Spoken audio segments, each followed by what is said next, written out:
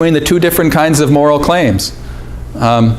So that leaves us in kind of a puzzling situation though, right? I mean, is it really the case that in 1850 in Alabama, ownership of humans by other humans was morally permissible? Was consistent with the moral law? No one wants to say that, right? Slavery, ownership of human beings, was inconsistent with the moral law in 1850, and it's inconsistent today, and it always was inconsistent with the moral law. So, when in Texas, do as the Texans do. Go to the slave auction and buy yourself some humans. Yippee, have a good time, right? They're all from Gresham anyway. No, I'm just So, why not, right? You need a couple of sex slaves. They don't know any better, right? So, no, that's horrible. But, and it's morally wrong, right? So, no, when in Texas, when in Gresham, don't do as they do, right? Because you know that they're morally wrong over there. So, and that can be contentious, obviously. And you know what's interesting, though? I keep thinking about this, and I keep meaning to share it with you, is the radical environmentalist like Holmes Rolston tends to, I don't know what his politics are. He's a third-generation minister. His dad and his grandpa were both named Holmes Rolston, and they were both Presbyterian ministers in Virginia. And that was his first passion. You know, he had a calling to the pulpit or whatever. And then he went on, studied science, got a master's in science. I don't know what kind of science. And then he went on and got a PhD in philosophy. And he's just has this amazing career arc. But the meta-ethical perspective that Holmes Rolston defends is more consistent with a cultural conservative meta-ethic. The notion that our obligations of any type to one another and to ecological wholes and to non-human beings are reflected in the objective order of the universe is a very conservative kind of point of view. Right? You'll notice that about conservatives. They stand on principle, right? And they believe that the right thing to do is reflected in the order of the universe, right?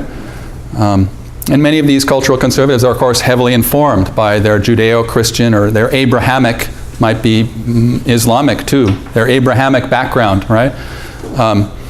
And what's interesting to note also is that the resource extractivist justification, the common, very, very common, mainstream philosophical justification for intensive extraction of natural resources lies in a tradition which conservatives renounce and reject, the tradition of utilitarianism. And so we find the resource extractivist often championing a morality and a tradition of thinking that's really quite conservative. For example, in the bedroom, right? Traditional family values in the bedroom. But in the forest, everything's a commodity. Everything's to be used, everything's to be exploited, everything's to be derived pleasure and efficiency from, some human benefit from, right? The utilitarian view of nature, right? Isn't that fascinating? So we find Holmes Rolston, who is a radical environmentalist. No question about it. He champions the rights of ecological wholes. He's an avid backpacker. He loves the natural world. He loves ecological wholes. He loves wolves. He's just, everything he's written indicates, you know, he's an ecocentrist. And yet, metaethically, his views on the nature of value have a great deal in common with the views of a cultural conservative thinker on social issues, right? Like, damn it, you know, this thing, that whatever non-heteronormative relationship that these people are having is just wrong because it's inconsistent with the objective order of moral truth, right? That's a very conservative point of view. And that's the point of that, and that's what a thinker like Rolston wants to say about our obligations to the natural world, right? We just have these hard and fast obligations. And if you study our history, if you read even our sacred texts of the Bible and whatnot, you'll find that that's what they're telling us. They're telling us that we have these hard and fast obligations. What do you think Noah's Ark is all about? It's the First Endangered Species Act. There's no clearer message that God has instructed human beings to preserve and take care of every animal, not every specific animal, but every species, right? It's morally acceptable, perhaps obligatory, to take tokens of species, but when you wipe out the whole species, according to the story of Noah's Ark, you are committing a grave moral wrong. So anyway, and that's just interesting, isn't it? It's kind of like the dirty little secret of radical environmentalism. Yours truly. On issues like, for example, on the issue of abortion, right? You think of the progressive view on abortion is, which is I share politically wise, right? Politically, I'm pro-choice, right? Woman's right to choose. That's an issue of privacy. But in terms of the moral status of a not fully developed human being, a human being that still relies on her mother's uterus and placenta to gain nourishment, a point of view like what Rolston offers us would tend to be quite sympathetic toward the claim that an embryo, even a blastocyst, a human blastocyst, a human embryo has moral status, right? The conservative point of view, right? Right? I mean, once you start thinking about non-humans, or just non-adult normal humans like embryos as having moral status, you're committing yourself to an exotic meta-ethic, right? As are many strongly anti-abortion thinkers, as are many environmentalists. So, I recognize the moral struggle involved in the ending of any human life, however young or old it is, the willful, deliberate ending of a human life. But politically, I come down pro-choice because I recognize that's not an issue that the government should be involved in. It's a privacy issue between human beings and their doctors. So, I'm all in favor of reproductive choice, but meta-ethically, I tend to sympathize with those people who have some qualms and say, wait a minute now, that's a life that we ought to be concerned about. So anyway, that's the dirty little secret of radical environmentalists, is that meta-ethically, once you start digging beneath the surface, you find them defending their position with appeals that sound a lot like the appeals of a cultural conservative defending his or her position on family values, for example. All right, so Thursday is a big day. That's when we're gonna dig into Rolston, and you have a reading summary due of Rolston also on Thursday. But it's not that hard of an essay. It's actually one of the easier pieces from Rolston, and you should enjoy it quite a bit. So I'll see you all on Thursday. Thank you for your patience.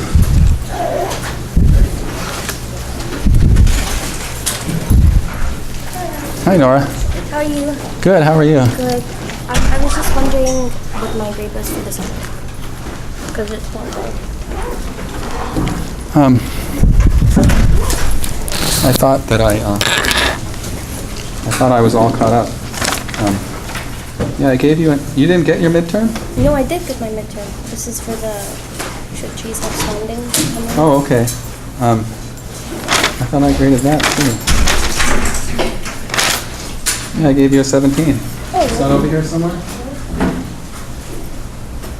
thought it is.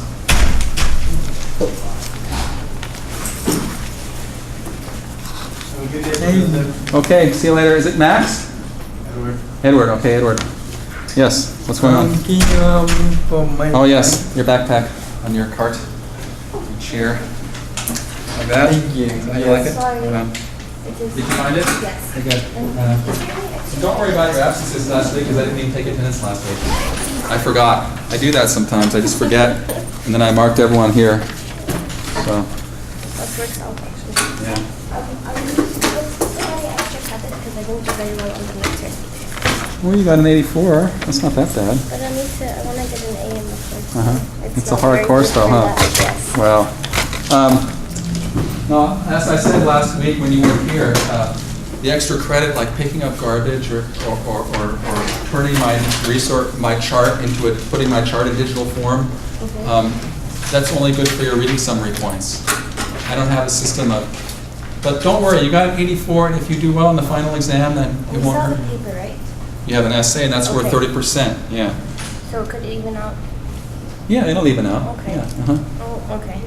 Yeah, you can catch up, don't worry. But you want an A and not an A minus, Yeah. right? Yes. Okay. All right. Okay. Thank I think you can. Did I give you an A in the last class? Yes. I Okay, think good. so. All right. This is more challenging. It is more challenging because we have all these more metaphysics. Yes, and it's kind of like a more in-depth concept that is like I know. not accepted or thought of, so it's just. It's kind of overwhelming, isn't it? No, but I Can it like be it. overwhelming? It can be. With so many, everyone has something different to say. Yes, but no, I really enjoy it. Are you going to go back and be an Egyptian environmentalist? Yeah, I don't know how being environmental relevant I would get. Start a chapter of the Sierra Club in Egypt. Just cleaning up things, at least cleaning up the street. Yeah, clean up the Nile River. Oh my god, Take those dams out. I literally need millions to fund that project. It's Yes. impossible. It's They so, have those it's big so dams. gross. It is gross. And It's- they used to have really healthy fisheries there. I know, right? it used to be beautiful, but now you can see like a dead donkey floating down the Oh, gross. It really is bad. A dead donkey, huh? Mhm. Ugh. Or for the sea. Ugh. I'm so sorry that's happened.